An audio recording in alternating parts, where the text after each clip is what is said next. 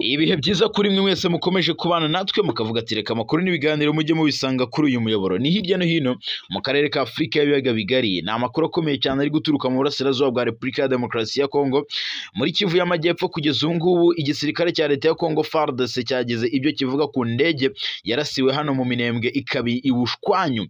Byatangajwe n'umuvugizi w'ingabo za leta ya Kongo FARDC General Major Sylvain Ekenge Bomusa, yatangaje ko iyi ndege yarasiwe mu Minembwe mu kirere cya Repubulika ya Demokarasi ya Kongo ngo nta burenganzira yari ibifitiye. Nyamara amakuru aravuga ko iyi ndege yari igemuriye ibiribwa ndetse n'imiti abaturage bari mu bice biri kugenzurwa na M23. SM23 irabivugaho iki?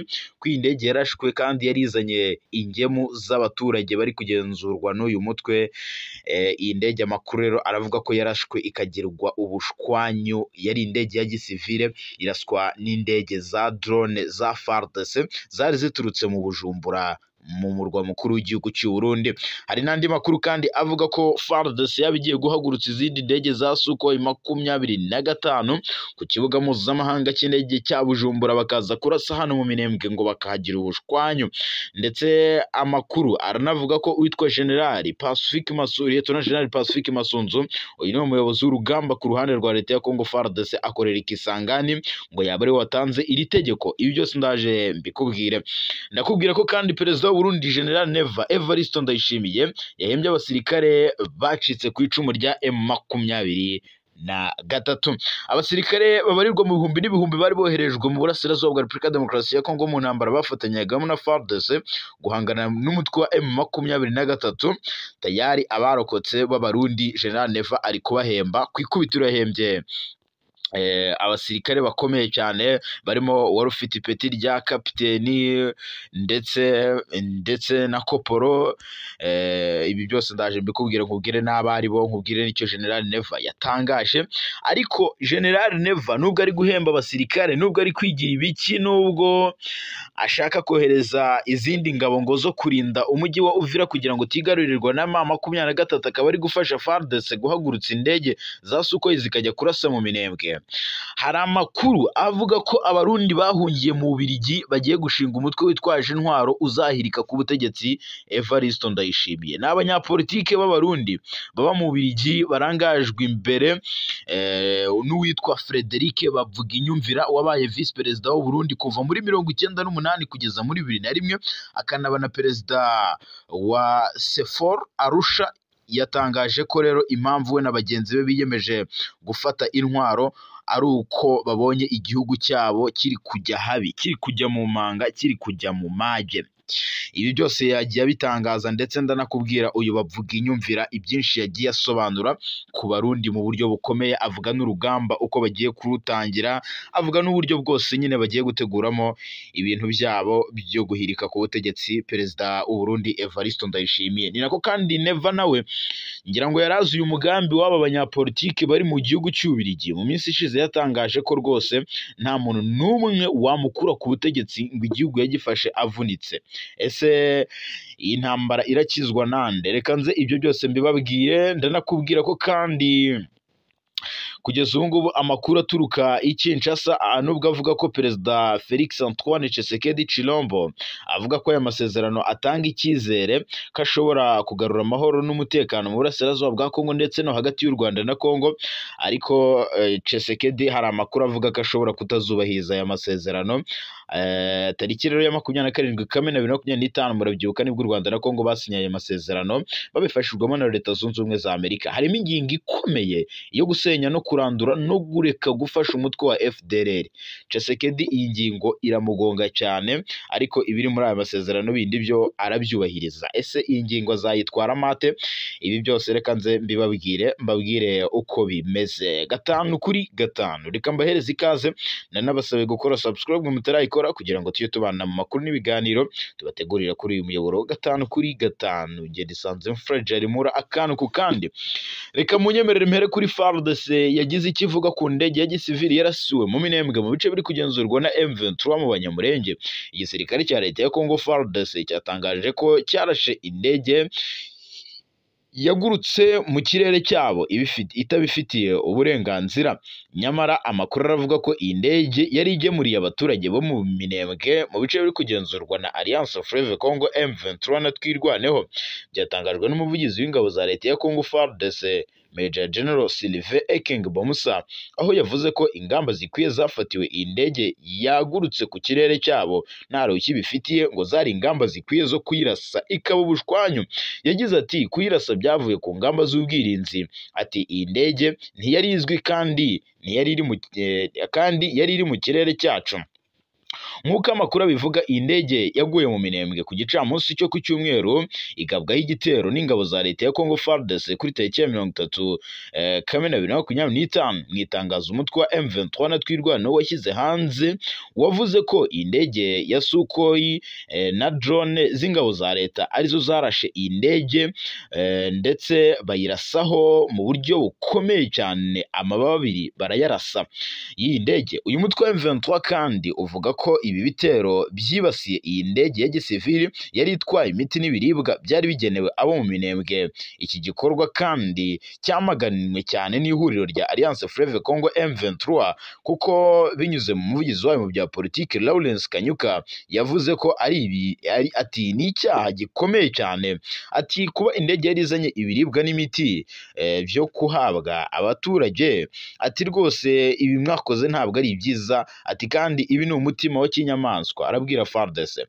Mu gihe kandi uwitwa Moise Nyarugabo wabayeho umudepite muri Repubulika ya Demokarasi ya Kongo nawe yavuze ko nyuma y'imyaka myinshi abaturage bo mu Minembwe bagoswe ndetse bajujubijwa, ati batabasha kugera ku isoko ngo babone ibyangombwa nkenerwa, ko indege ya gisivili yiyemeje kujyayo ijyanye ubufasha burimo n'imiti, imaze iyi ndege ihita iraswa. Ibi Nyarugabo yabitangaje mu kunenga FARDC mu kugaragaza imyitwarire mibi ndetse n'ibikorwa bya kinyamaswa ibyo leta ya Kongo yakoze igaba iki gitero kuri iyi ndege mu Minembwe.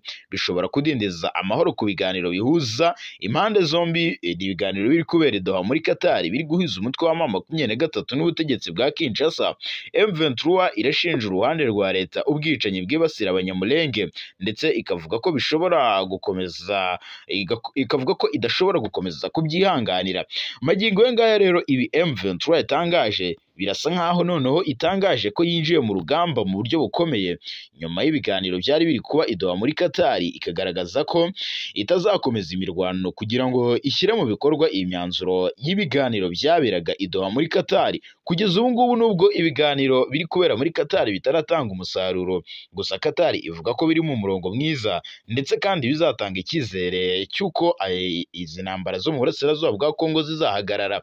Gusa M23 ivuga ko nanone amasezerano y'u Rwanda na Kongo basinyiye hariya i Washington DC muri Leta Zunze Ubumwe za Amerika atareba uyu mutwe na gato, kuko ukomeje kugabwaho ibitero mu buryo bukomeye ndetse uvuga ko M23 nayo izakomeza kwirwanaho.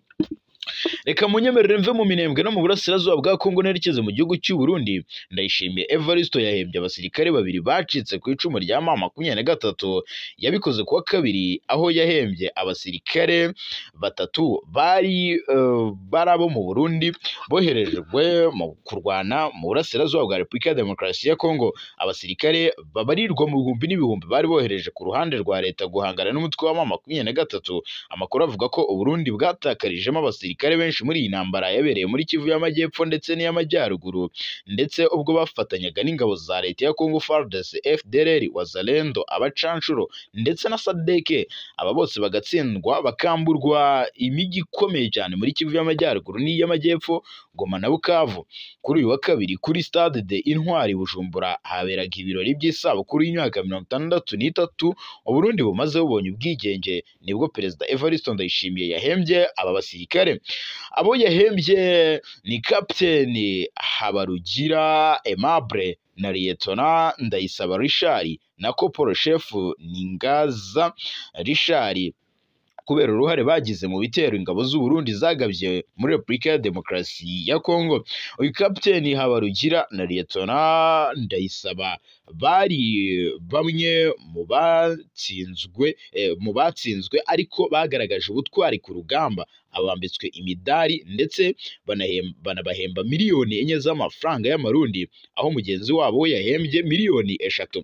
Ndayishimiye yanavuze ko kandi abasirikare barwanyije umwanzi w'u Burundi bituma atinjira mu gihugu cyabo. Ati aba nabo bakwiye gushimirwa mu buryo bukomeye cyane. Usibye abasirikare, Perezida Evariste Ndayishimiye yanahembye Lieutenant Colonel mu gipolisi cy'u Burundi witwa Audace Mugisha, usanzwe ukorera muri komine ya Kabarore ku mupaka w'u Burundi n'u Rwanda, kubera uruhare yagize mu gukumira magendu y'amabuye y'agaciro n'ikawa. Uyu yanahembwe miliyoni 5 z'amafaranga y'amarundi nk'ishimwe ryari rimugenewe kugira ngo akomeze gukora imirimo ye neza. Si ibi gusa biri kuvugwa mu Burundi, kuko General Neva arageramiwe mu buryo bukomeye cyane. Abarundi bose bahungiye mu Bubiligi bagiye gushinga umutwe witwaje intwaro. Abanyapolitiki b'Abarundi ba mu gihugu cy'Ububiligi batangaje ko bagiye kurwanya ubutegetsi bw'u Burundi bakoresheje intwaro mu kwamagana imigendekere y'amatora y'abadepite n'inzego z'ibanze yabaye ku Kamena 2025. Abiyemeje kurwanya ubutegetsi bwa Evariste Ndayishimiye ni C4 Arusha, ishyaka riharanira ishyirwa mu bikorwa ry'amasezerano ya Arusha na Sini Ngeri cyangwa SN Ngeri ya Rugamba ndetse na MAP Burundi Buhire.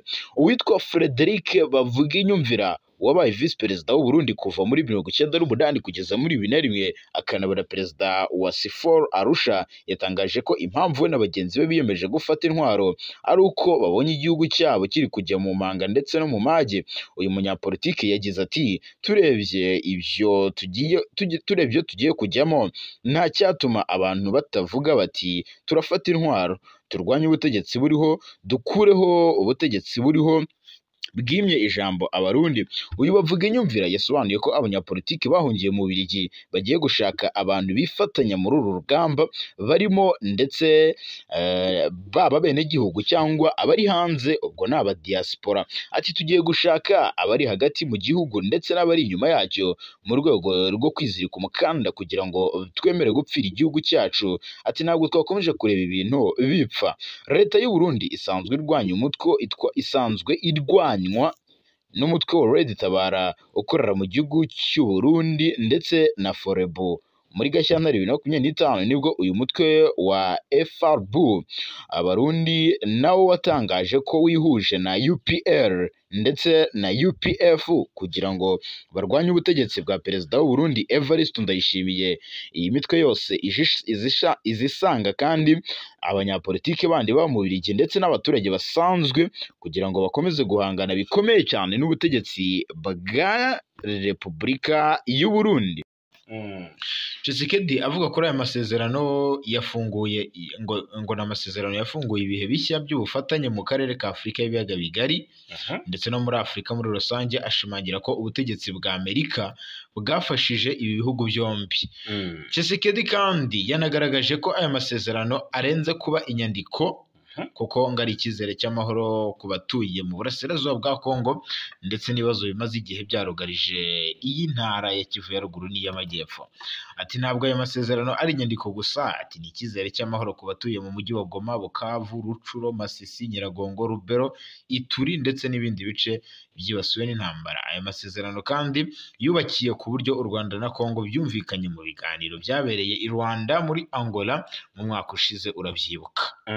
Rero ibyo minisitiri ushinzwe ubucuruzi bwo hanze muri Repubulika ya Demokarasi ya Kongo nabaye guverineri w'intara ya Kivu ya ruguru Julien Paluku yasimbuyemo yasisubiyemo. Ibyo minisitiri ushinzwe ubucuruzi bwo hanze muri Kongo wanabaye guverineri w'intara ya Kivu y'Amajyaruguru yitwa Julien Paluku yasubiyemo ku ya 30 Kamena 2025 avuga ko FDLR ari ikinyoma kimaze imyaka 30 agamije kugaragaza ko uyu mutwe utabaho. Byarashoberanye hanyuma urumva Taramu mpaye amakuru ahangaha. Yego, Taramu mpaye amakuru akomeye cyane. ikomeye kabisa. Hanyuma ubwo tutarava ku kijyanye n'ayo masezerano, hari abari kuvuga ko Kongo yaguye mu mutego ibi bintu yasinye cyangwa se aya masezerano yasinye ngo yarahubutse, ngo yituye mu mutego. Ibintu byose aho zivuga ntago turebwa n'ibijyanye n'umutwe wa FDL, ntago tubizi. Gusinya ku burandura rero ngo ni ikibazo gikomeye, kuko urabizi nyuma y'isinywa ry'ariya masezerano hagomba gukurikiraho intambwe zo kuyashyira mu bikorwa, kandi bigomba gukorwa ingingo ku yindi, kuko twasanze ari ingingo 9. Urumva? Ubwo rero uburyo bizagenda bikorwamo, hari mu by'ukuri hari uburyo ibihugu byombi bizahuza ibikorwa. Uburyo rero ngo buzakorana na komite ishinzwe gukurikirana ihuriweho izaba inarimo umuryango wa Afurika yunze ubumwe AU, irimo Amerika ndetse na Katari. Urumva? Inama yayo ya mbere rero igomba kuba bitarenze ku itariki ya 11 Nyakanga 2025. Hari ibintu bibiri byihutirwa Kongo ngo igomba gukemura mbere y'ibindi. Kurandura umutwe wa FDL, umutwe w'iterabwoba burimo abasize bakoze jenoside yakorewe abatutsi mu Rwanda, ni icyambere. Urumva? Kuko uyu mutwe urwanya ubutegetsi bw'u Rwanda urabangamye, kandi kuba ubangamiye iki gihugu cy'u Rwanda aricyo cyasinyanye amasezerano na Kinshasa, birumva niba Kinshasa igomba kuyubahiriza nk'uko nayo ibivuga. Nubwo ejo Kayikwamba yavuze ko bitaba nta tegeko rihanuza ngo nta ngingo ihana uzagira gute utazayubahiriza, ariko biragaragara ko Kinshasa yasinyiye gusenya FDLR. Yego. Kandi no mu bihe byashize ubwo FDLR yarwanaga, hari umwe mu batangabuhamya wayibayemo aza kuza hano mu Rwanda. Yavuze ko FDLR burya ngo igihawe ibikoresho bimwe irabikoresha ibindi ikabibika, ivuga iti ubuse Kinshasa dutengushye twakwirwanira dute. Yego. Urumva buriya FDL nayo yari ibizi ko ishaka kuzagambanirwa. Baravuga ati noneho reka tujye dukoresha ibikoresho bimwe na bimwe mu byanatumye ngo urugamba rugenda nabi ntaho batsinda na hamwe, ngo hari ibikoresho bagiye batsimba babika bagakoresha biki. Ubwo rero FDL ahangaha aho maginga ishaka kuba iri gutekereza kwirwanaho cyane rwose. Noneho rero yego, ubwo urumva ko mu gusenya FDL hazaba harimo nyine icyiciro cya mbere cy'imyiteguro kizamara ibyumweru 2, bivuze ko bagomba kumenya ahantu hose abarwanyi baherereye no gusangira amakuru hagati y'impande zombi zirebwa n'iki kibazo, ubwo n'u Rwanda na Kongo. Kandi wabyumvise ko hazaba harimo mu by'ukuri itsinda ry'inararibonye, hazaba harimo Amerika, harimo Katari. Urumva u Rwanda na Kongo basangiye mu by'ukuri iyo nshingano, urumva ko bitoroshye. Ubwo rero hanyuma ibikorwa bizatangira, maze mu mezi 3 hazaba guhagarika abo barwanyi no gukuraho ingamba z'ubwirinzi z'u Rwanda, aho hazakurikiraho operation ihuriweho ya FARDC na RDF, iyo izaba igamije gusuzuma neza ko Kongo yamazeho burundu bariya barwanyi bo muri FDLR. Ese twiteguye kubona FDL, FARDC na RDF bari gukorana mu operation? Biragoye. Biragoye pe. Biragoye ko Kinshasa FDL rwose yifata mu buryo butangaje. Yego. Hanyuma rero ku kibazo cy'ubukungu hateganyijwe indi gahunda. Ku itariki 27 Nzeri hari gahunda yo guhuza ubukungu mu karere igomba gutangazwa. Ikigamijwe ni ugushimangira ubufatanye ku mutungo kamere, ubucuruzi n'ishoramari ryambukiranya imipaka.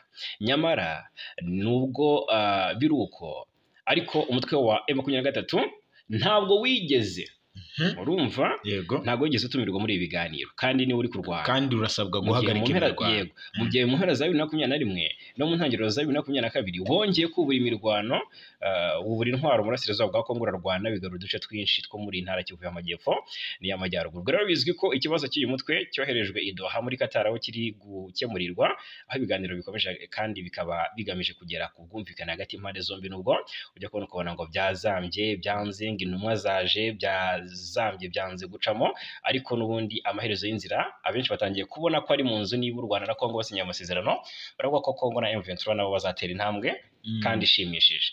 Hanyuma rero nibyo ngibyo twavuga kuri aya masezerano. Yego. Reka wenda dutege Kinshasa turebe ko tuyitega agatego turebe ko aya masezerano ry'uze zayemera kuko yagiye inengwa kenshi yego gutenguha ibiganiro byabaga ibiganiro byarategurwaga bikemezwa bikaba byapanzwe ariko nyuma igihe cyo kubahiriza amasezerano yego yasinyiwe bikananirana bikagorana ikigira nk'aho itayasinye. Indi nkuru twagarukaho, guverinoma y'u Rwanda hari amakuru yavugaga ko mu bice umutwe wa M23 ugenzura ngo haba harimo abarwanyi ba FDLR bahaba. Yabinyomoje igaragaza ko ibyo bidashoboka bitewe n'uko abarwanyi buriya mutwe bamaze kwinjizwa mu ngabo za Repubulika Iharanira Demokarasi ya Kongo. Ubwo rero byatangajwe na Minisitiri w'Ububanyi n'Amahanga Ambasaderi Olivier Nduhungirehe ku kiganiro yagiranye n'ikinyamakuru Jeune Afrique. Iki kiganiro cyakurikiye amasezerano y'amahoro u Rwanda na Kongo byasinyanye n'ubundi. Imwe mu ngingo ikubiye muri aya masezerano rero urumva twagiye tuzigarukaho nuko leta ya Kongo igomba gusenyera mutwe twaje intwaro FDLR bigakurikirwa no gukuraho ingamba z'ubwirinzi ku ruhande rw'u Rwanda. Ngaho ibaze baravuga ko ubwo se M23 yasangira ibirindura na FDLR. Kongo ivuga ko u Rwanda rushyigikira FDLR. Noneho ku Rwanda rushyigikira M23. U Rwanda rwo rukavuga ko rushyigikira yego ko Kongo ishyigikira FDLR. Mbwira uburyo iyo mitwe yabarizwa mu bice bimwe. Ni nko gushaka kugaragaza ko ibice FDLR zica zigakiza zicamo zikasahura zikangiza ibikorwa remezo zikabangamira abaturage zikabarya. Ni nko kugaragaza ko M23 bihari rebera. Abavuga ko hari ibirindiro baba basangiye. Rero Nduhungirehe yagaragaje ukuri ko byanze bikunze uriya mutwe ugomba gusenywa wa FDLR bijyanye no kuba leta ya Kongo nayo yemera ko uteje ikibazo nubwo ku rundi ruhande yawinjije mu ngabo zayo. Agira ati FDLR ni ingabo zishyigikiwe na guverinoma ya Kongo ndetse yemwe zinjijwe no muri FARDC yemwe na raporo za Loni zirabivuga. U Rwanda rero si rwo rwonyine rubivuga. Ati ni ngombwa gusenya FDLR. Guverinoma ya Kongo yemera ko FDLR ari ikibazo gikwiye gusenywa ibizaba inzira yo gukuraho ingamba zacu z'ubwirinzi. Minisitiri Nduhungirehe rero akora yanyomoje ibyuko abarwanyi ba FDLR baba bari mu bice bigenzurwa na M23 nk'uko amakuru abivuga by'umwihariko mu bice by'intara Kivu y'Amajyaruguru. Agira ati FDLR ntiziri mu matware ya M23 kubera ko FDLR zinjijwe mu gisirikare cya Kongo ndetse zikaba zikorana n'ingabo za Kongo. Ati ni gute wavuga ko FDLR iri mu bice bigenzurwa na M23? Ati FDLR zikorana na FARDC. Ati FARDC iri mu bice bigenzurwa na M23. Ati impamvu nuko FDLR yinjijwe muri FARDC kandi barakorana. Ati rero kuvuga ngo FDLR iri mu bice bigenzurwa na M23 sinsobanukirwa neza ibyo muvuga.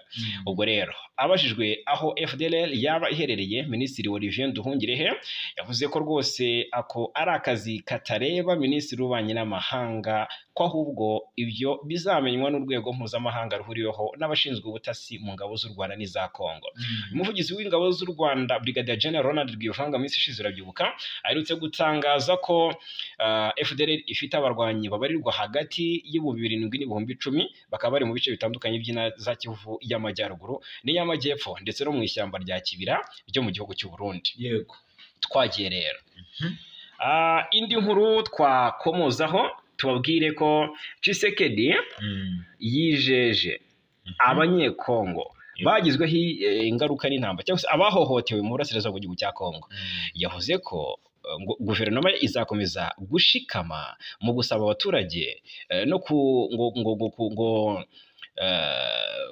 ndabivuga gute no gusaba kubariza abahuye n'ubugizi bwa nabi bwakorewe mu burasirazuba bwa Kongo nubwo amasezerano y'amahoro yasinywe vuba aha n'u Rwanda, ariko ngo abagiriwe nabi rwose azakomeza kugenda bavuganira. Yego ni ijambo n'ubundi yagejeje ku banyekongo kuri 30 Kamena 2025 aho yavuze ko igihugu rwose kimeze neza. Muhango wo kwizihiza y'imyaka 65 igihugu kivuye mu butegetsi ngo bw'abakoloni babirigi. Tshisekedi yavuze ko ngo amasezerano yasinywe i Washington kuri iriya tariki ya 27 twaza tugaruka ngo atangiza ibyiringiro ngo bitigeze bibaho by'amahoro ku banyekongo burasirazuba bw'iki gihugu. Atangiza n'amasezerano atangiza ibyiringiro bitigeze bibaho. Nawe yashimangiye ko ari amasezerano yari ingenzi kabisa.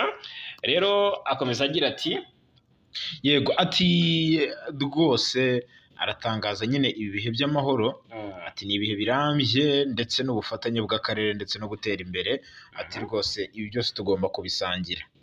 Ndetse kandi yongeye kugaragaza ko ashaka kumenya icyo abanyekongo bashaka ndetse ngo no kubagarurira icyubahiro. Ati ariko n'amahoro murayakeneye, ati nubwo ari agaciro kacu. Arakomeje rero avuga ko kugeza ubu ngubu bisaba ubwitange budacogora bwa buri wese ndetse na guverinoma, utibagiwe n'abaturage ndetse n'abafatanyabikorwa mpuzamahanga kugira ngo bashyire hamwe. Perezida Felix Antoine Tshisekedi akomeza agira ati turakomeza gusaba ubutabera buhabwa abashotoye, abahohotewe, ubutabera bwahabwa abahohotewe kandi n'abagize uruhare muri ubu bugizi bwa nabi. Tshisekedi avuze ko rero icyifuzo cya guverinoma kidashidikanywaho kandi ni ukugarura ubutegetsi bwa leta mu gihugu hose no guharanira ko habaho amahoro nyayo arambye kandi asangiwe mu karere ka Afurika y'ibiyaga bigari. Tshisekedi kandi yanashimye uruhare rwa Amerika na Katari mu buhuza batangije mu biganiro biri kubera impande n'impande. Umuyobozi cyangwa koordinateri wa AFC/M23 Corneille Nangaa yavuze ko gufata ibibazo biri muri Kongo ngo ari amakimbirane gusa hagati y'u Rwanda na Kongo, ati ni ugutenguhwa kutakwemerwa. Ati rwose kugaragaza ko u Rwanda na Kongo ari byo bishyamiranye ugasaba M23 guhagarika imirwano, ati ni ugutenguha rwose ngo kutakwemerwa. Ku kibuga cy'imirwano tunyarukireyo naho turebere hamwe Rucuru CMC Nyatura na M23 muri Bwito bongeye gukozanyaho. Kuva ku wa mbere bararwanye no ku wa kabiri bongeye gukozanyaho deja. Mu bigaragara ahangaha muri sheferi ya Bwito muri Rucuru haracyari abazalendo kandi benshi bazi n'amatware ya M23, bazi ibice M23 ibarizwamo, kuko muri sheferi ya Bwito humvikanye imirwano ikomeye tariki 30 bahuye n'umunsi ngo utoroshye bwo Repubulika ya Demokarasi ya Kongo ngo n'ingabo zayo cyangwa se abarwana ku ruhande rwayo bahanganye bikomeye na M23, ariko iki gihugu kizihizaga none imyaka 65 imaze ishize kibonye ubwigenge. Iyi mirwano ikaze yadutse kuva mu rukerera hagati ya AFC ni AFC 23 n'abarwanyi b'abazalendo bo mu ihuriro rya CMC cyangwa se Collectif de Mouvement pour le Changement. Amakuru aturuka muri ako gace aravuga ko iyo mirwano yabereye ahitwa Munguli muri groupement ya Kihondo na Kikuro muri groupement ya Tongo. Urusaku rw'intwaro ziremereye n'izoroheje rwumvikanye muri ako gace guhera amasaha ya saa 12 z'igitondo ku isaha yaho. Iyi mirwano yo kuwa mbere kandi ngo yaje nyuma ya weekend n'ubundi yaranzwe n'imirwano ikomeye y'ingabo zombi zihanganye. Kuwa gatandatu ku cyumweru hose bararwanye ibice bya Birambizo nibyo byumvikanyemo intwaro ziremereye n'izoroheje ahitwa Karambi muri groupement ya Bukombo ndetse no mu gice kimwe cya groupement ya Kihondo naho habereye imirwano ikaze. Kuwa kabiri ahangaha nkuko nahoze mbona abatuyeyo babitangariza Radio Okapi, ahangaha Karambi umujyi wa Karambi ngo habaye imirwano ikomeye ku munsi w'ejo kwa kabiri masaha ya saa 2 n'igice z'igitondo, saa 2 zuzuye kugera saa 2 n'igice z'igitondo bararwanye ndetse ngo hiciwe abazalendo bagera kuri 6 hafatwe n'ibikoresho izi mbona z'amamashini gare zigera kuri 3. Hanyuma biravuga ko iyi mirwano mu byumweru birenga 4 bishize wigeze wumva Rucuru ibura imirwano inkuru y'imirwano? Oya, Rucuru hamaze iminsi hari imirwano.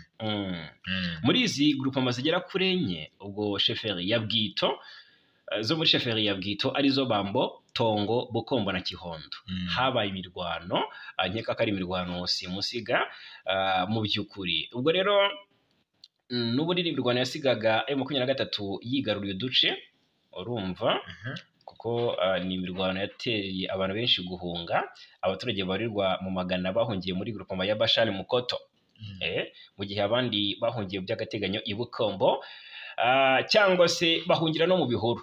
urumva ko biba bitoroshye na gato. Hanyuma tubwire Warikare byagenze bite? Warikare ibintu byongeye guhindura isura, urugamba ntabwo rworoshye ndetse ishyano ryacitse umurizo. Abakomandazi ba M23 bashimuswe n'abazalendo. Ubundi ibi ntabwo bisanzwe. Ndetse ibi byabereye muri teritwari ya Warikare n'ubundi rishimutwa ry'aba bakomando ba M23 bagera kuri 2. Ibi byabereye muri groupement Ekobo muri teritwari ya Warikare ndetse n'ahitwa Misinga. Amakuru rero kugeza ubu aravuga ko bashimuswe n'abazalendo, bashimuswe mu ijoro ryo ku cyumweru rishyira kuwa mbere tariki 30 Kamena 2025 ubwo bari bageze mu gace gahuza aka gace gahuza imidugudu ya Kilumbulumbu ndetse na Muli. Ubwo bari mu rugendo bagenda. Amakuru rero kugeza ubu ngubu aravuga ko abahagarariye societe civile muri aka gace bavuga ko aya makuru kabisa ngo bavuga ko nyine badashaka ko imyirondoro yabitangazwa, ariko bakagaragaza ko ngo abasirikare ba M23 rwose ngo bashimutwa n'abazalendo, ati kandi bari abasirikare bakuru ba M23. Ntacyo rero kugeza ubu M23 irabitangazaho cyangwa ngigira amakuru isohora kuri bo, ariko kugeza ubu amakuru aravuga ko ingabo za M23 zakoze umukwabo mu mashyamba ya Kilumbulumbu ndetse na Muri mu rwego rwo guhiga aba bashimuse abayobozi babo, gusa ntibagira n'umwe babona muri ibi bice. Urumva ko n'ubundi ibintu bitoroshye, hategerejwe se M23 iraza kubireberera irakora iki? Nase ko kabazalendo nase habaye imirwano se? Nta mirwano yabaye, gusa habaye ishimutwa ry'aba bayobozi cyangwa abakomandazi ba M23 bakuru. Bashimutiwe se kuri tele? Bashimutiwe ubwo bari bari kwigendera mu nzira. Niko amakuru avuga. Ubwo nama usese abaturage baranga gusa bari bari mu birindiro byabo. Nyine bari bari mu bice bari kugenzura. Abazalendo babinjira n'abazalendo sinzo babasanze. Twikomereze. Ndayishimiye yahembye abasirikare bari ku rugamba. Ngo bacitse ku icumu. Evaristo. Ndayishimiye w'u Burundi kuri wa kabiri yahembye abasirikare ni 3. Ribaze mu basirikare bagiye hariya yahembye 3. Urumva bari mu bo Burundi bwari bwarohereje kurwana muri Republika Iharanira Demokarasi ya Kongo. Aba basirikare bari mu babarirwa mu bihumbi. Uburundi bwari bwaroheje kurwana ku ruhande rwa leta ya Kinshasa mu ntambara barwanamo n'umutwa M23.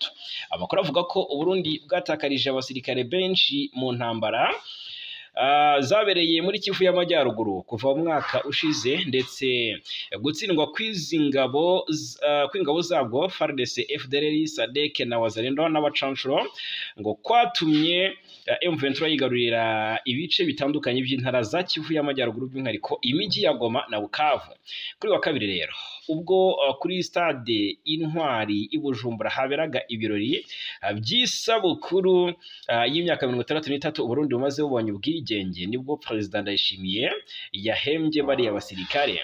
Abo yahembye ni Captain Habarugira Aimable, Lieutenant Ndayisaba Richard ndetse na Corporal Chief Ningaza Richard kubera uruhare bageze mu bitero ingabo z'u Burundi zagabye muri Republika Demokarasi ya Kongo.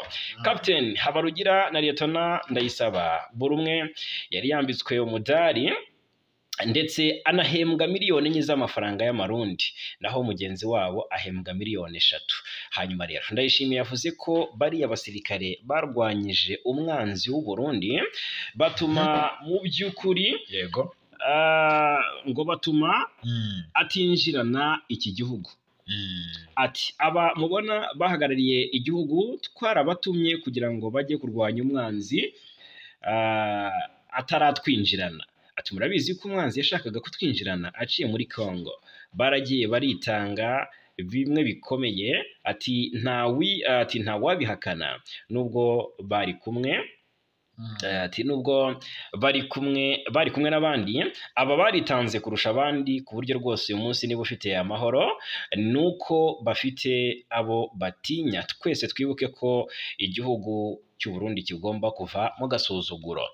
Usibye bariya basirikare rero, Perezida Evariste Ndayishimiye yanahembye Lieutenant Colonel muri polisi y'u Burundi witwa ngo Audace Mugisha, usanzwe akorera muri komine ya Kabarore ku mupaka w'u Burundi n'u Rwanda, kubera uruhare ngo yagize mu gukumira amagendu y'amabuye y'agaciro n'ikawa.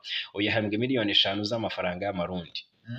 Yahembwe miliyoni 5 z'amafaranga y'amarundi. Faranga make cyane rwose. Uyu Lieutenant Colonel muri polisi y'u Burundi. Hanyuma rero amakuru y'u Burundi tuyavireho rimwe, tubwire ngo Uburundi bushobora kuba bugiye kurwanywa n'undi mutwe mushya, kuko ngo abarundi bahungiye mu Bubiligi bagiye gushinga umutwe witwaje intwaro. Yego, n'abanyapolitike b'abarundi baba mu Bubiligi batangaje ko bagiye kurwanya ubutegetsi bw'u Burundi bakoresheje intwaro mu kwamagana imigendekere y'amatora y'abadepite n'inzego z'ibanze yabaye muri Kamena 2025. Abiyemeje kurwanya ubutegetsi bwa Evariste Ndayishimiye ni Kofor Arusha. Ni Kofor Arusha, iri ni ishyaka riharanira Sifor Arusha. Iri ni ishyaka riharanira ishyirwa mu bikorwa ry'amasezerano ya Arusha, CN Ingeri ya Rugamba ndetse na MAP Burundi Buhire.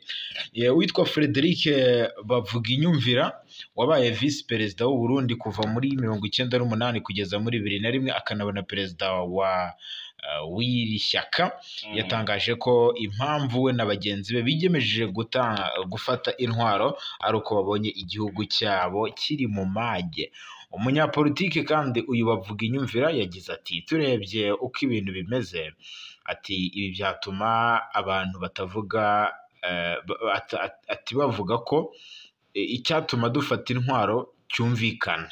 Ati turebeye hamwe ibyabaye. Uyu Bavuginyumvira yasobanuye ko rero abanyapolitike bahungiye mu Bubiligi bagiye gushaka abantu bafatikanya nabo mu rugamba barimo, ndetse bakajya imbere ngo y'abarundi. Ati tugiye gushaka abari hagati mu gihugu bemera kubabarana natwe, ati kandi n'abemera kwizirika umukanda, ati bakemera gupfira igihugu cyabo kugira ngo mu by'ukuri tukigarurire.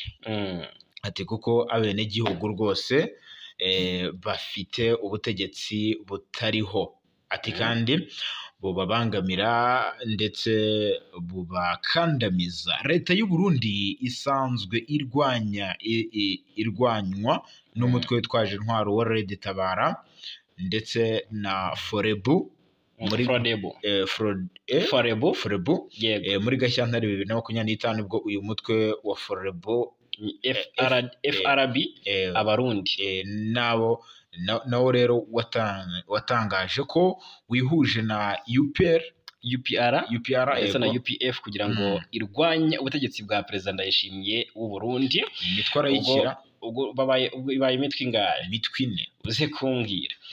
Mu burasirazuba bwa Kongo kandi haravugwa byinshi. Tubwira iby'abasirikare ba SADC bamaze gushira mu burasirazuba bwa Kongo kuva 28 z'ukwezi gushize, nibwo nta musadek usigaye. Yego, nibwo byamenyekanye ko bashize, kuko icyiciro cya n'umubare mbona ngo bakusanyije wabatashye bose hamwe.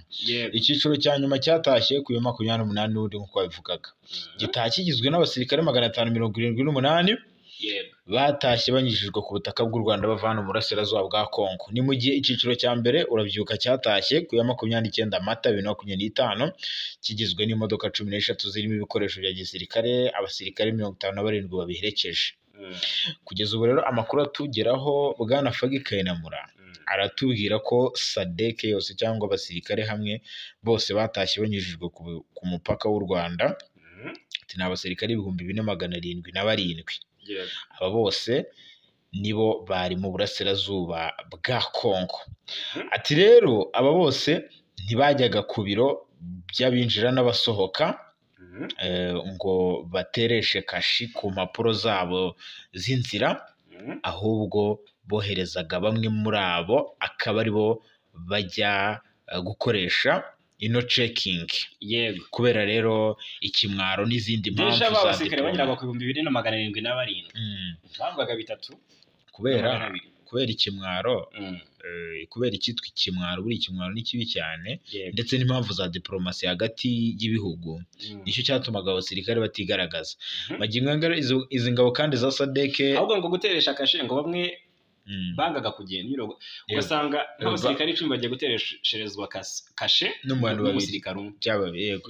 Magingo aya ngaya izi ngabo kandi nta muntu wari wemerewe kuzifotora ku ruhande rw'u Rwanda, dore ko kugeza uyu munsi nta foto izwi baba barafotowe ku mupaka cyangwa mu gice cy'umujyi wa Gisenyi irajya ahagaragara. Imodoka zitwara aba basirikare ya mavideo yagiye afatwa n'abaturage bazibona babonaga ziriya ritiko. Yego. Naho buri ntabwo twakabaye twaramenye ibyo ari byo. Magingo anga rero batwarwaga na ritiko zibavana i Rubavu ku mupaka, zibakomezanya nyine mu Rwanda, zikabambutsa mu buryo bukomeye, bakabashyikiriza i Kigali, bagakomereza muri Tanzania. Icyiciro rero cya nyuma cy'abasirikare ba SADC nibwo cyahagurutse Rubavu ku ya 28 ku mupaka w'u Rwanda na Congo, kigizwe n'abasirikare 576. Ku nshuro ya nyuma hatashye 576 bari muri ritiko 15, ndetse harimo Abanyafurika y'Epfo 253, Abanyatanzania 206, ndetse n'Abanyamalawi 117. Ahantu hose Afurika y'Epfo n'ibiri hejuru umubare. Yego. Hanyuma SADC icyuye ikimwaro.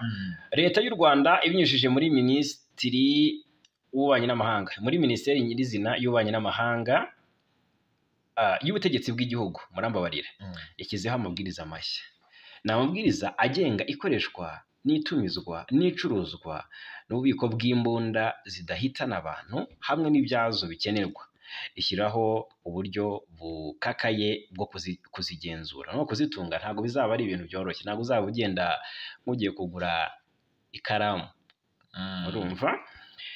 Ni amabwiriza yashyizweho hashingiwe ku iteka rya Minisitiri w'Intebe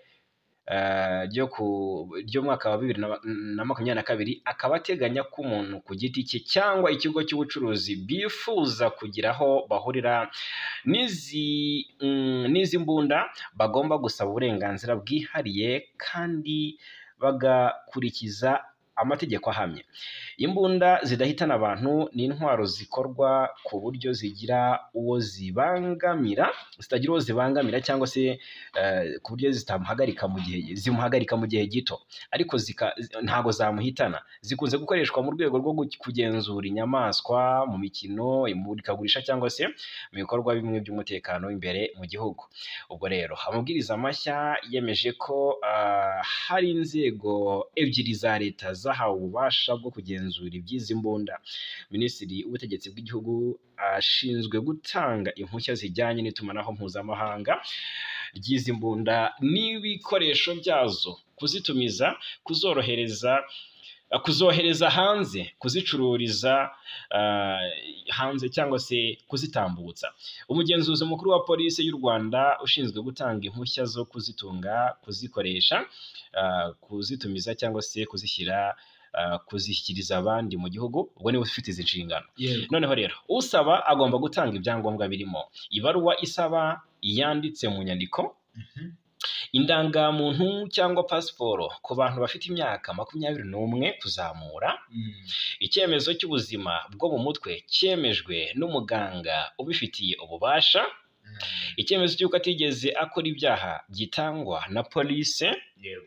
Ubwo rero abacuruzi bagomba kugaragaza kandi ko bafite aho babika izi mbunda hizewe n'abakozi bafite ubumenyi mu kuzitwara. Izi mpushya rero kandi Bwana Jarimura ngo zigomba kugaragaza ibisobanuro birambuye biri mu bwoko n'ingano y'imbunda, nimero zayo, aho yaturutse cyangwa se igiye, aho ibikwa n'uwayigenewe. Gutanga uruhushya ngo bizajya bifata iminsi 30 nibura, ngo ni ukwezi. Abafite impushya bagomba gutanga raporo buri kwezi kuri polisi y'igihugu zigaragaza uburyo izi mbunda n'ibikoresho byazo byakoreshejwe. Niba habayeho ikibazo kigomba gutangazwa, ntigitangazwa ako kanya, gitangarizwe kuri sitasiyo ya polisi yegereye aho ikibazo cyabereye. Polisi n'iyi minisiteri bazakora cyangwa se ngo bazajya bakora igenzura rimwe mu mezi 6. bashobore no kongeraho irindi ryihutirwa igihe bibaye ngombwa. Ubwo ni irindi genzura. So iyo usabye cyangwa se iyo usabye impushya atatanze amakuru nyayo arenze ku mategeko nyine cyangwa hagaragaye impamvu z'umutekano w'igihugu, impushya zishobora gusubikwa kugeza ku mezi 6 cyangwa se igafatirwa icyemezo cyo kuyamburwa burundu. Muri ibyo bihe rero imbunda zose zitwarwa na polisi. Itangazo ryashyizwe na Minisitiri w'Ubutegetsi bw'Igihugu Dr Vincent Biruta ahagaragara ryatangaje ko urumva abafite imbunda zidahitana abantu n'ibikoresho byazo mbere y'aya mabwiriza bahawe igihe cy'amezi 6 ngo babe bubahirije ibyo amategeko mashya ateganya. Ubwo rero amabwiriza ateganya ko umuntu cyangwa sosiyete itunze imbunda izaba ifite inshingano yo kwishyura ibijyanye no gusenya no gutwika imbunda zishaje cyangwa se zitagikora. Nibyo ngibyo byo kubikiriza byo nta birimo. Hanyuma rero ikindi twagarukaho, Perezida Kagame ndetse akaba intore zirusha intambwe. Bakubajije icyo cyuzi kuri Perezida Kagame bavuga iki bwana Jarimura? Umugaba mukuru w'ikirenga ingabo z'u Rwanda. Yego, intwari y'abanyarwanda. Umutabazi. Urukundo rw'u Rwanda. Yego, yes, Perezida Paul Kagame rero yakiriye umuyobozi w'urwego rwa Loni rushinzwe kugenzura itunganywa ry'ingufu za nuclear, International Atomic Energy Agency. Ni IAEA, yitwa Rafael Mariano Grossi. Baganira ku ngingo zitandukanye zijyanye no kubyaza umusaruro izi ngufu. Magingo ngaya uyu Rafael Mariano Grossi ari mu Rwanda aho yitabiriye inama izwi nka Nuclear Energy Innovation Summit for Africa, ni NESIA 2025. Imaze iminsi rero ibiri iri kubera i Kigali mu Rwanda, iri guhuza inzobere zo mu bihugu 30 higwa rero kubyaza umusaruro ingufu za nuclear cyane cyane kureba uko zabyazwa amashanyarazi hifashishijwe inganda nto zizwi nka small modular na micro reactors cyangwa se SMR. Hanyuma rero itangazo ibiro by'umukuru w'igihugu byanyujije kuri X rigira riti baganiriye ku bushobozi bw'ingufu za nuclear mu iterambere ry'ubukungu ndetse n'intambwe u Rwanda rwateye mu gukoresha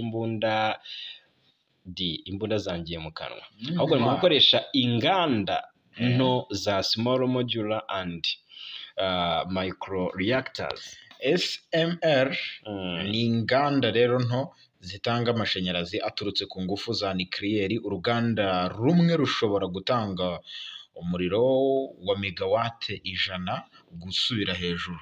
Ni inganda zishobora kandi gushyirwa ahantu hato nko ku buso bwa hegitari 15 cyangwa 50, zigakorwaho n'abakozi barenga 230 ndetse niba za kwimurwa mu bice byitaruye imijyi. Ni inganda kandi zatangiye bigaragara ko zifite uburyo bwo kutangiza ibidukikije, kuko nk'ubushakashatsi bwakozwe n'umuryango ushinzwe ikoreshwa rya nuclear ku isi hose, World Nuclear Association,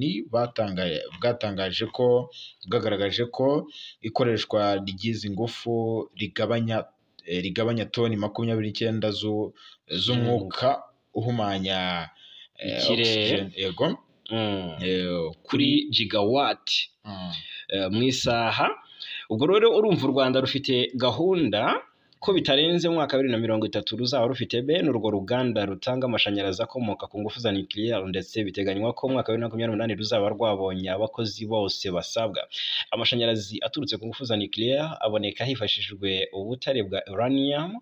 Bafata uranium bakayitunganya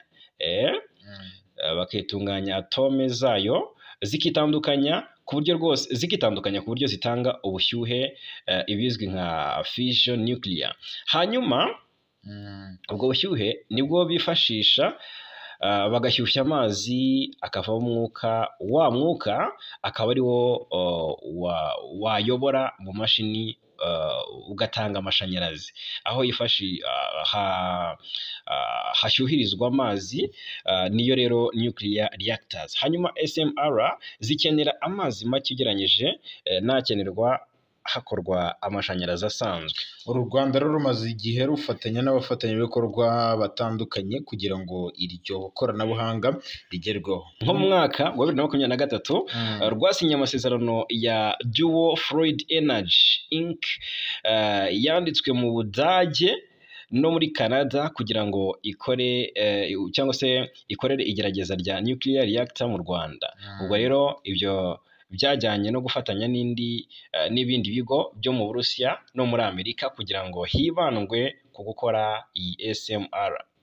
Uranium kandi itanga amashanyarazi menshi ku ngano nto, ndetse koko grama imwe yayo ishobora gutanga megawate imwe ku munsi. Ni ukuvuga ngo ni ingufu zingana n'izatangwa na toni 3 z'amakara. Yego. Kugeza ubu ngubu rero ubaye utangije ikiro kimwe cya uranium wabona byibuze umuriro ungana na megawate 1000. Ni umuriro mu Rwanda kugeza ubu ngubu utarahagera, kuko inganda zitunganya amashanyarazi mu Rwanda zigeze ku bushobozi bwa megawate 446.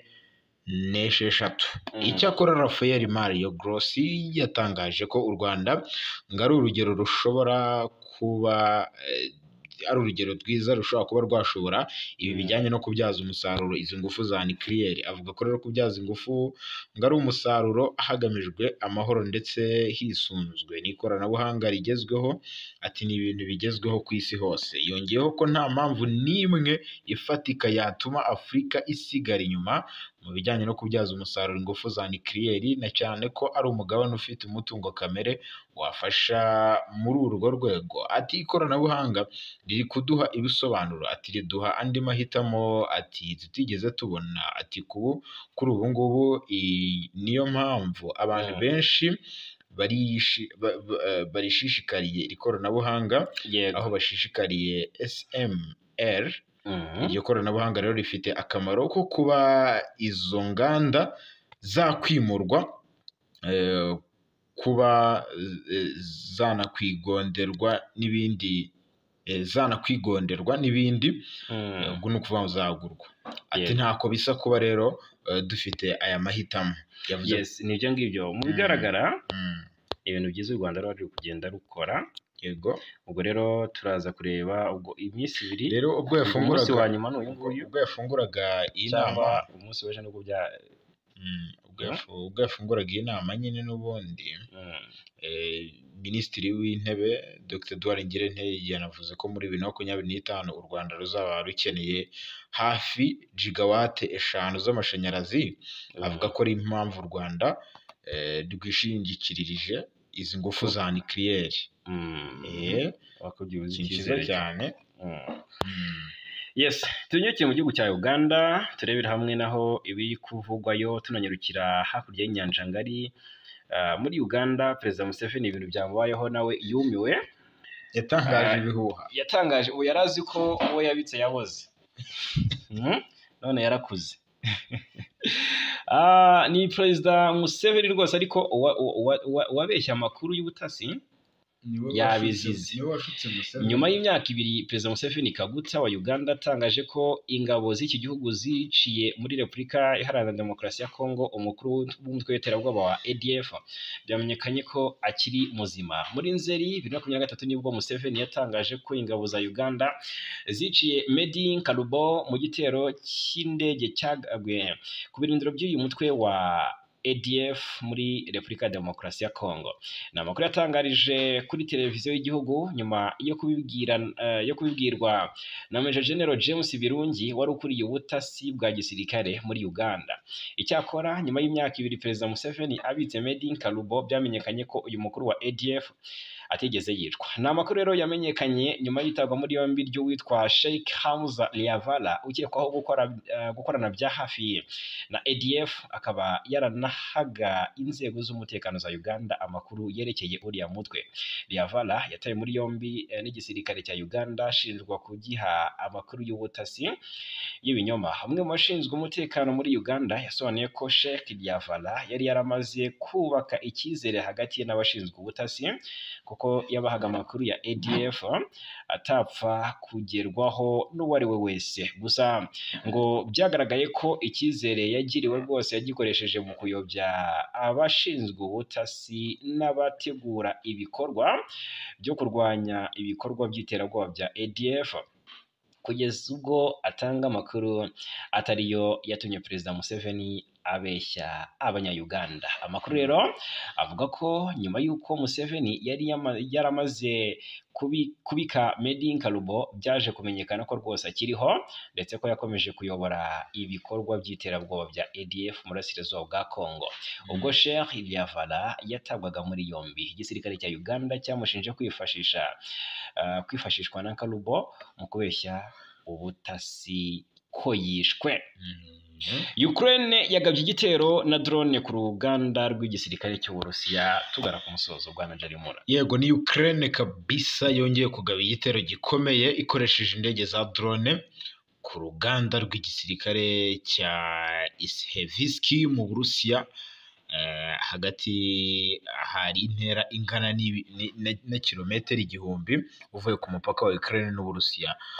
Uru ruganda rero ruzwi nka Kupol Electronic Plant, rukora ibikoresho birimo Tor missile, radari ndetse n'imbunda zirinda indege. Igitero cyanahitanye abantu bagera kuri 3, abandi 45 barakomereka, harimo na 6 barembye, kuko byatangajwe n'umuyobozi w'intara ya Admytsia. Amashusho rero yashyizwe ku mbuga nkoranyambaga yerekana ibi bisasu bituruka hejuru y'inyubako y'uru ruganda, hagakurikiraho umwotsi mwinshi mu kirere. Uruhande rwa Ukraine rwatangaje ko izi drone zageraga kuri 2 z'urwego rw'umutekano CBU zaturutse kure mu birometero 1300 zikagera ku ruganda, bagamije guhungabanya ubushobozi bw'inganda z'intambara zikora intwaro zikomeye cyane z'Uburusiya. Hizewe ko ngo bashaka gukoma mu nkokora igisirikare cy'Uburusiya cyangwa bashaka kugicubya. Ni ubwa kabiri uru ruganda rugabyeho igitero kuva mu Gushyingo, ariko iki gitero cya mbere cyahitanye ubuzima bw'abantu gusa. Ni mu gihe Ukraine yagabye iki gitero ku Burusiya, nayo Uburusiya nabwo bwahise bwohereza ibindi bisasu byinshi. Kuko mu mpera z'iki cyumweru gishize nibwo bagabye ibitero 537 kuri Ukraine, harimo no mu murwa mukuru i Kiev, utibagiwe n'ahitwa Lviv. Aha Lviv ni umujyi wa kabiri kuri Kiev. Tuvuge ko intambara yubuye, intambara yubuye. Nako kandi andi makuru aturuka muri Leta Zunze Ubumwe za Amerika, Trump yateguje gusubiza Elon Musk iwabo muri Afurika y'Epfo. Kubera ko Trump yatangaje ko ashobora kwirukana uyu mujejetafaranga Elon Musk. Ese byashoboka? Buriya yagiye bitangaza. Trump rero na Musk bari inshuti pe. Bapfuye ikirere. Yanamushyigikiye cyane mu matora. Elon Musk bamaze iminsi rero barebana y'ingwe, bapfa ingingo y'umushinga w'ingengo y'imari ikuraho inkunganire y'umusoro ku modoka zikoresha amashanyarazi zikorwa n'Abanyamerika. Mu gihe umwuka mubi rero hagati yabo wasaga n'uwacubye, wongeye gufata indi ntera mu minsi ishize, ubwo uyu muherwe yibasiraga Donald Trump amushinja politike izarushaho kuganisha igihugu mu myenda ndetse n'ubushomeri. Ni amagambo Elon Musk yavuze ku wa Gatandatu tariki 28/2025 agaruka ku mushinga w'itegeko ujyanye n'ibyo Amerika ishora ndetse n'amafaranga. Magingo aya ngaya rero, kugeza ubu ngubu Donald Trump aravuga ko ashobora gusubiza Elon Musk iwabo muri Afurika y'Epfo, kubera ubushotoranyi ari kugenda amukorera, ndetse Trump mu butumwa yabanje kwandika ku rubuga rwe rwa Truth Social agaragaza ko Elon Musk amaze igihe yiriza kandi ariwe muntu wa mbere kurusha abandi wagiye uhabwa inkunganire nubwo ari kuyirwanya. Avuga ko kugeza ubu ngubu ngo hatabayeho nkunganire bishoboka ko yakabaye yaranafunze imiryango agasubira iwabo muri Afurika y'Epfo, atari ko ngiye kubimukorera. Ngayo nguko rero, reka tubashimire cyane, gushimire cyane bwana Nsanzimfura Jarimura, akoze cyane bwana Fagi Kayinamura, dushimire cyane abakunzi bacu, amakuru n'ibiganiro byo nakagaruka.